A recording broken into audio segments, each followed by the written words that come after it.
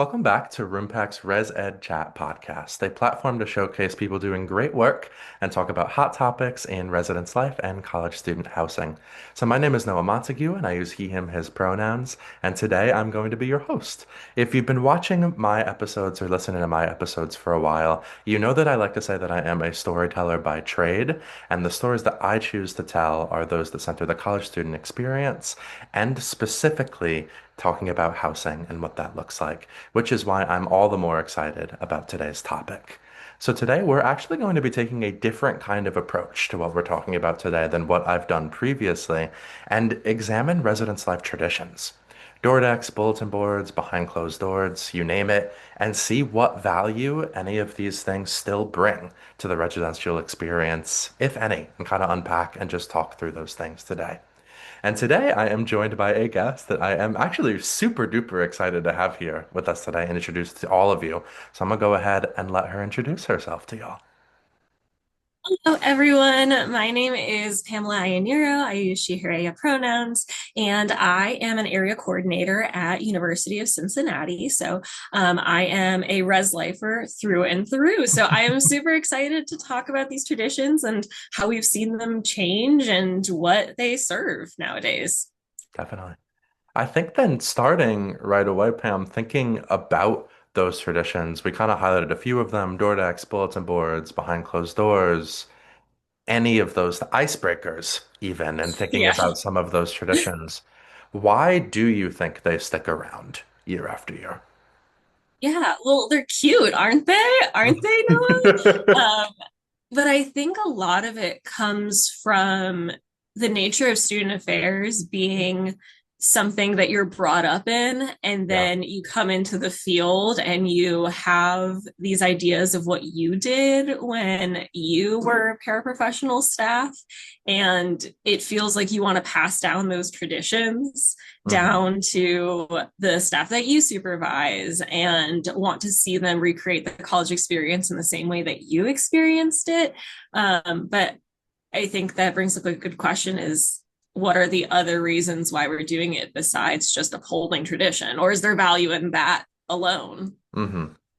Yeah. I think that even when I was writing these questions, I was trying to think of reasons that we might do some of these things other than that aspect of tradition, particularly in door decks, because thinking about putting door decks on students' doors, like functionally, like serves for us to know who lives in what room, for fire departments to know what lives in what room.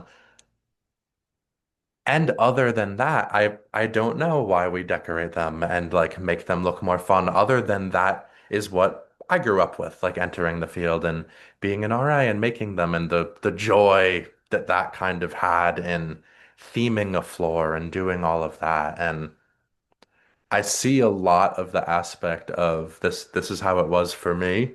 Now we're going to do it again so that you get to have that same experience because I loved it. And I think that that exists in a lot of these traditions, at least on my end. I don't know if you agree with that. Yeah, I think that is part of it. But I also think too, um, with door decks or a school that does floor decorations too. Hmm. So there's an expectation to decorate the walls. And I think back to our shout out Sarah Kennedy at UC, who oversees our residential curriculum.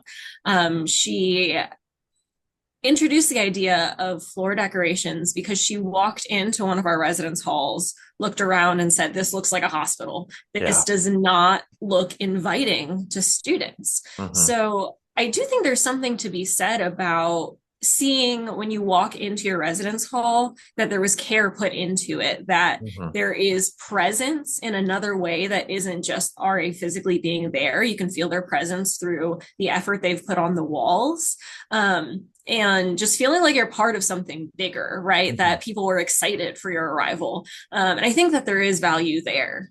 Yeah, I'd agree. I definitely, because when you walk into a hall and you see like a door deck, a floor decoration, anything like that nature, students can tell when there wasn't effort put into that, and that kind of then drives the whole year as well. So I suppose there would be a lot of value in that students hypothetically, depending on how much they're looking at it, of course, Yeah. like would see that level of care coming in from their staff, like ahead of time, depending on what they're looking at.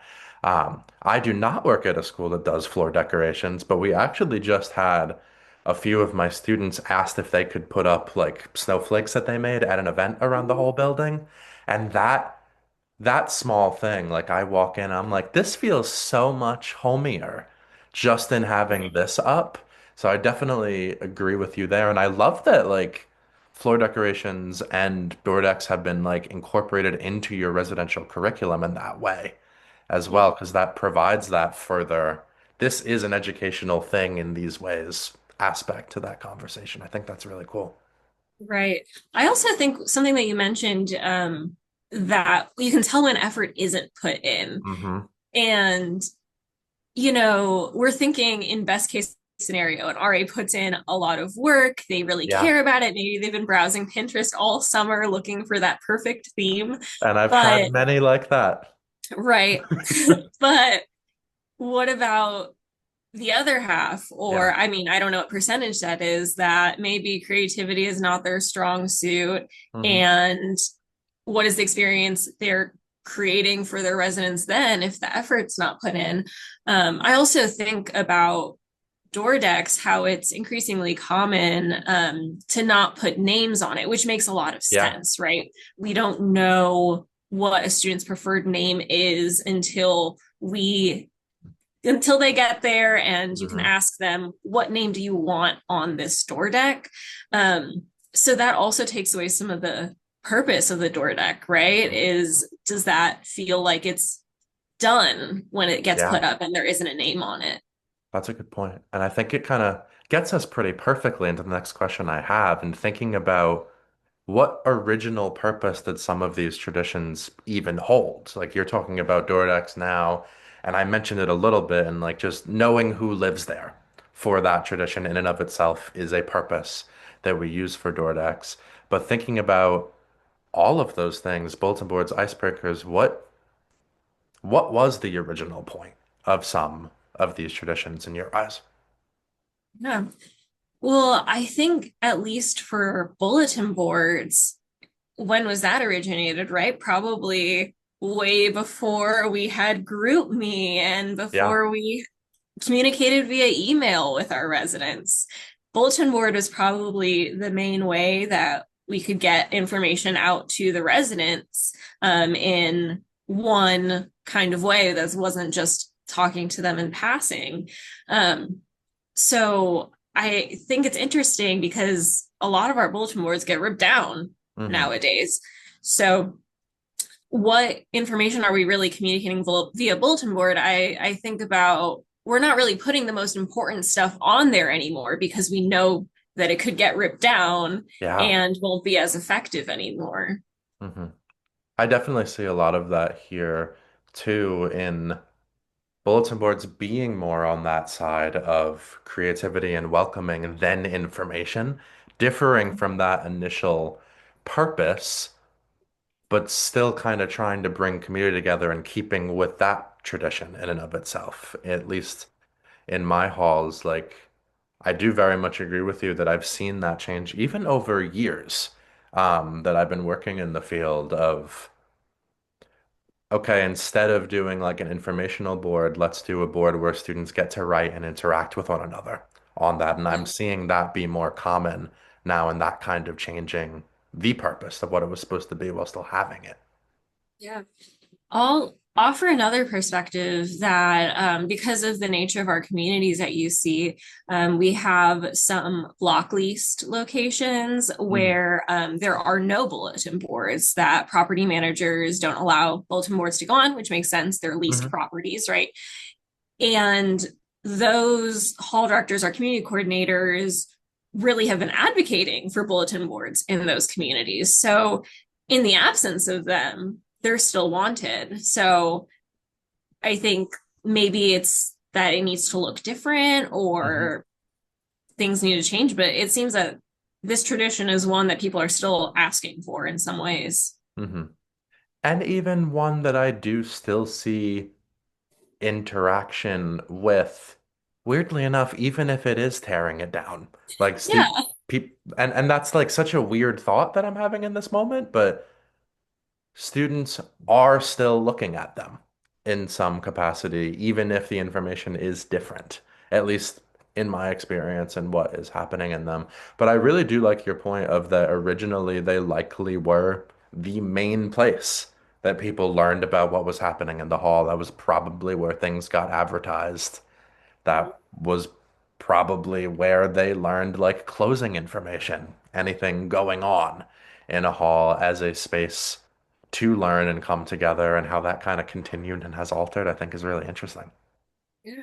I wonder if it might come back around with the way that students are just inundated by information now. Yeah, A lot of times I hear, well, I don't look at my email because I get hundreds of exactly. emails a day. Hmm.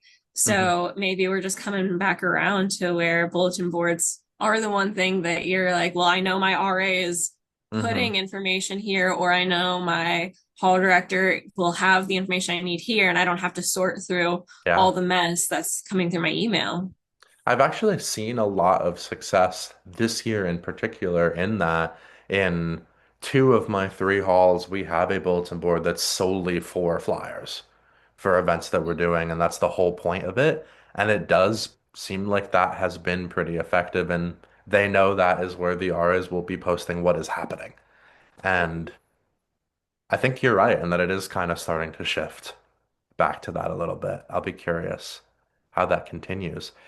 But I think that we've kind of started talking about this already in bulletin boards and door decks and thinking about what their original purposes were. But what other res life traditions come to mind for you, and do you think that they are serving their original purpose? Well, you mentioned BCDs, and that Mhm. is a huge one because I think that's one that we get a lot of positive feedback Yeah. on. So, I chair our training committee here at UC. So, we have been talking a lot about BCDs and almost talking about shifting to do we do like all BCDs? Do we? Hmm. That's what students are really liking. And I think the experiential component of learning is really big for them. These are hands-on learners, we're starting to realize. And yeah, is training just BCDs every day with some information beforehand? Hmm. I I don't know. I think it could be something helpful. Yeah. So your school is talking about kind of taking that a step further and further Mhm. incorporating that tradition. Yeah, yeah. Okay, that's really interesting. I've not heard of schools trying to do that before.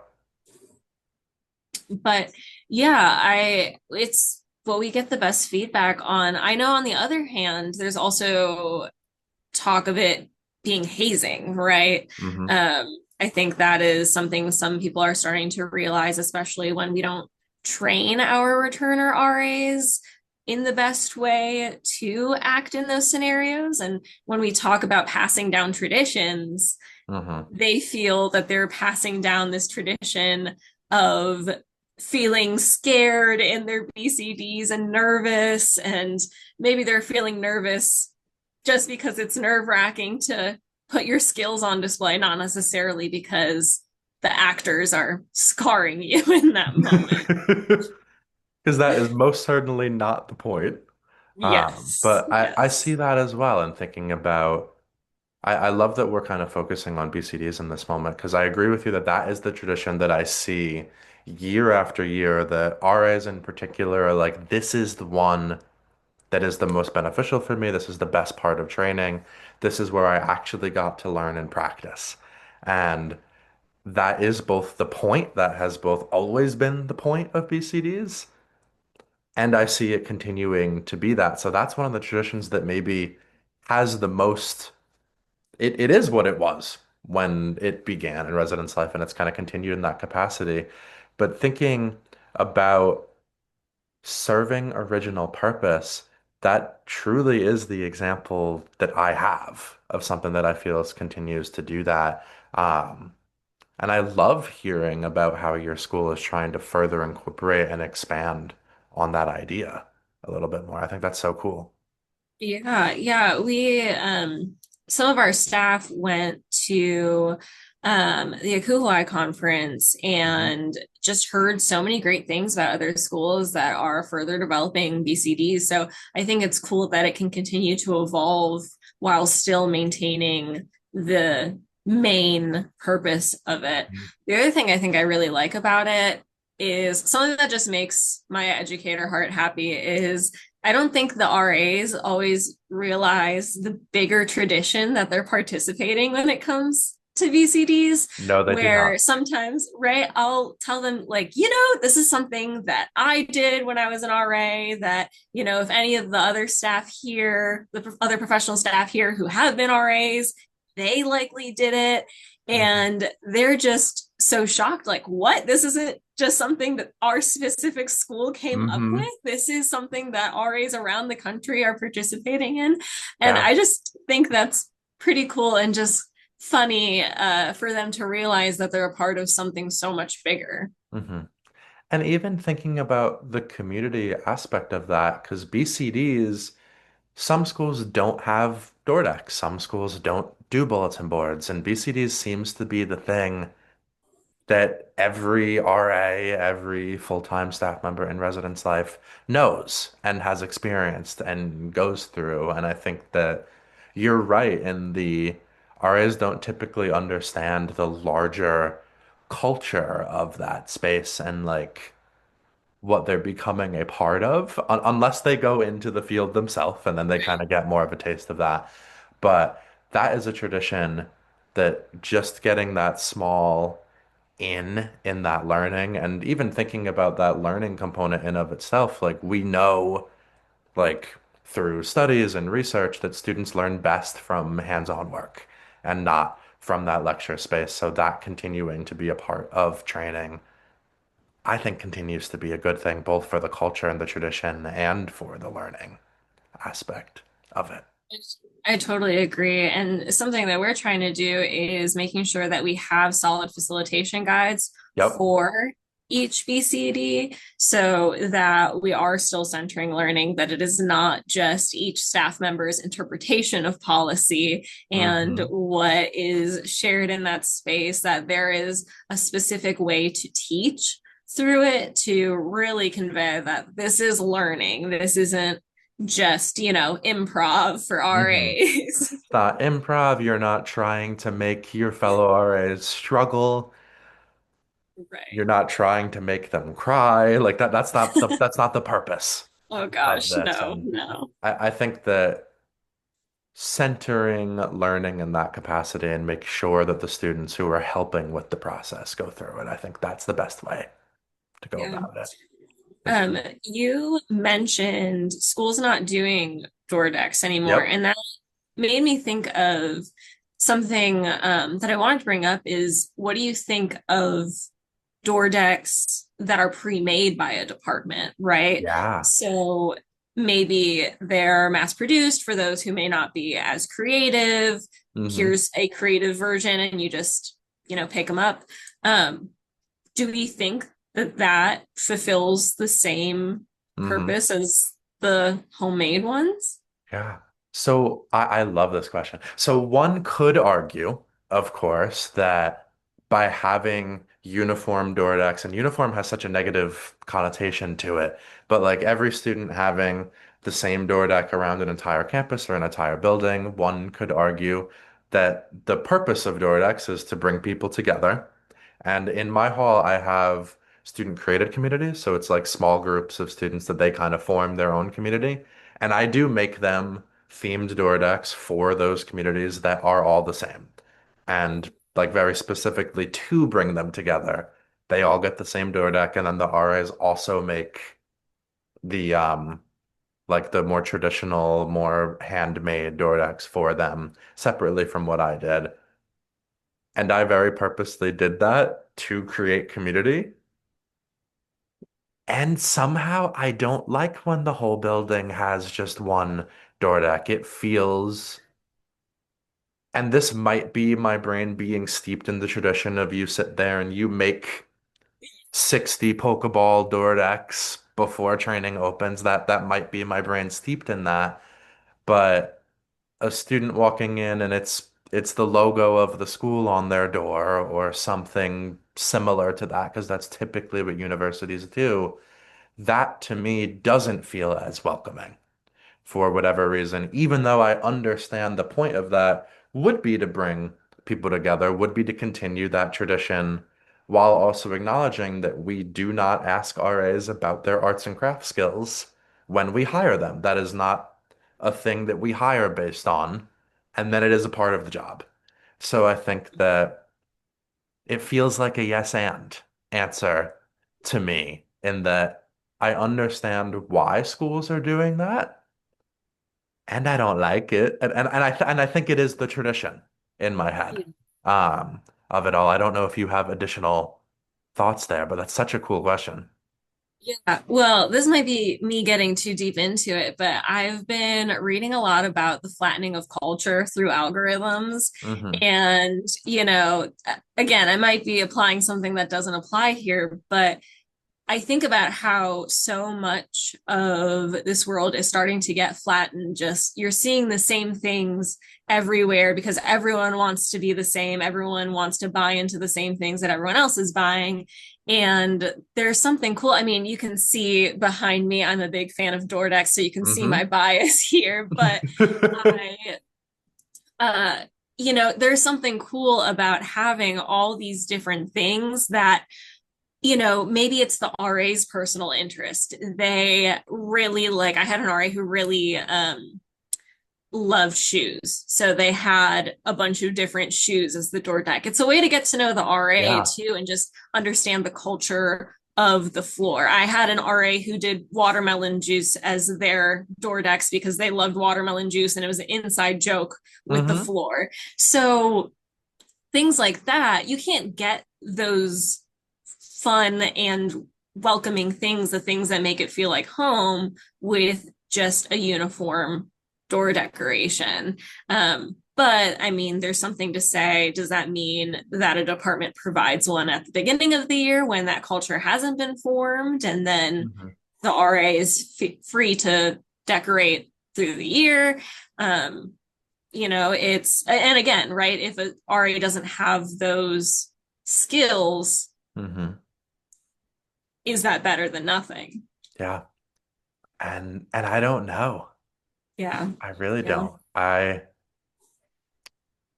think that for me, I continue to go back to the point where we are expecting students to do something that we don't interview them for and we don't train them on. And Yeah. that would create, because at least we don't have a training session on making door decks, but then they have to do it. Mm-hmm. We don't have a training session on making bulletin boards, but then they have to go and do it. Um, we actually, thinking about these traditions, we only have a training session on doing BCDs.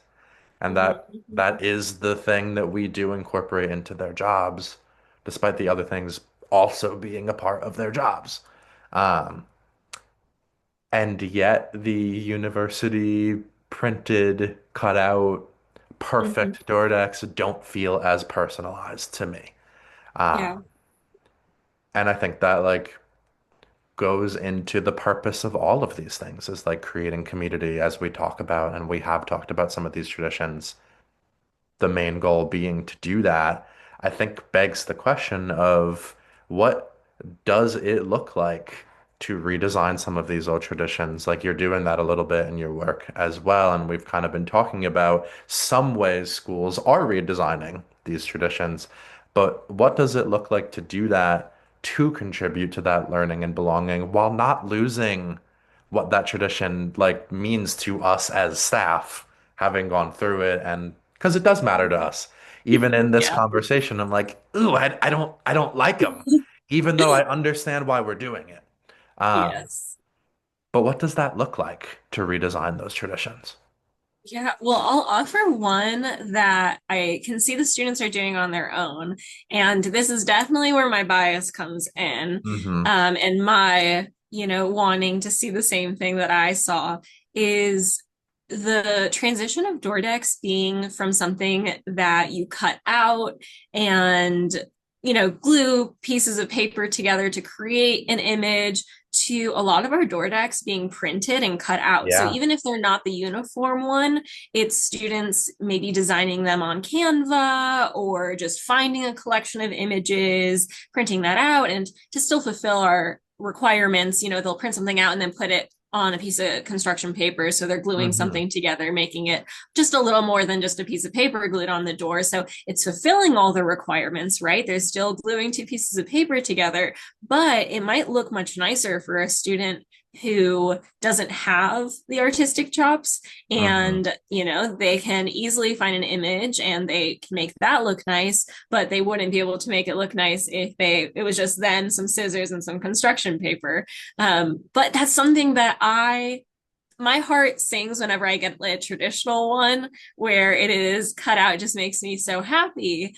But I mean, there's no reason why they can't do a printed one, right? It's fulfilling all of Hmm. our expectations. It's personalized. They'll put their name on it when they arrive, and it has all the technical expectations, right?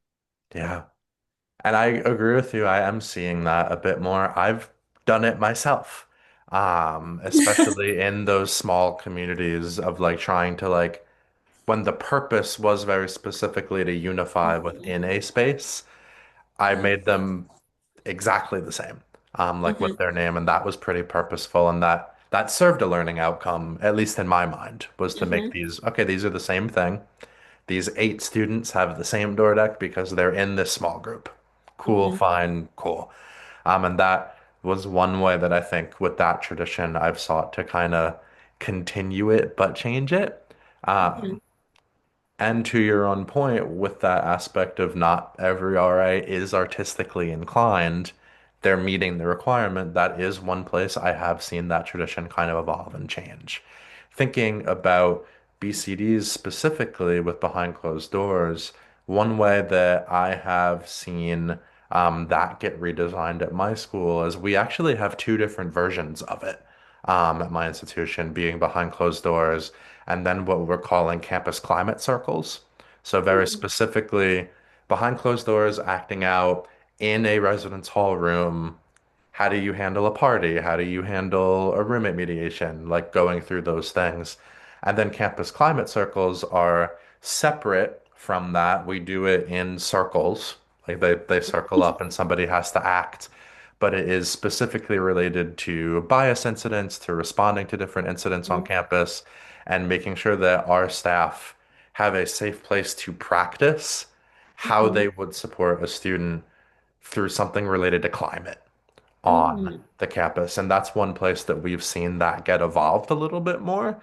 And that Yeah. has been incredibly successful over years to a point that you made a couple minutes ago. Um, in that students learn the best, and we continue to see that students are learning the best when they get to act it out and when they get to actually practice it. So, like, after we do like Title IX training and that reporting and how to do that or how to report bias incidents, then students act out scenarios where they have to like kind of respond to stuff like that getting brought up in like a separate space. And we've seen that be a very helpful thing at our institution. Yeah, I love that because it really does center the learning and removes Hmm. all the theatrics. And I think that is really important with very important and serious topics like Yeah. those, where the focus really is just on learning and what would you do and what do you need to be able to support a student through this? So that's Mhm. really cool. Yeah. We're And it's done like in these small groups of other RAs, so they get to then like give their feedback, talk about it together, ask the professional staff, because we're the actors in that space. We don't have student actors for those types of situations. Um, to ask us directly, okay, did I do this right? How should I have changed how I went about this? And then we kind of turn it over to the group before we even ask to kind of get those ideas from that space. Yeah, that's cool. That sounds is similar but different to something that we're trying here Hmm. of we're going to try tabletop BCDs. Okay. So kind of talking through the BCDs and not quite acting, but providing all of the information and the students then talking through how they would respond to kind of scaffold BCDs so that they're understanding what kind of situations they might have to respond to, making sure they really understand the protocol first before they then have to act it out, which, Yeah, when we think about just learning, that makes sense, right? Being able to first recite the process, be able to recall what that protocol is, and then applying that skill. So just really scaffolding that learning throughout. that makes a lot of sense. And I love how you've centered learning to that extent in it as well. But I think then going into our last question for today and kind of ending, we've talked very theoretically and kind of got really big. So I want to bring it a little bit back. And what might be a piece of tangible advice that you might give to new residence life staff, new professionals trying to figure out how to engage with tradition?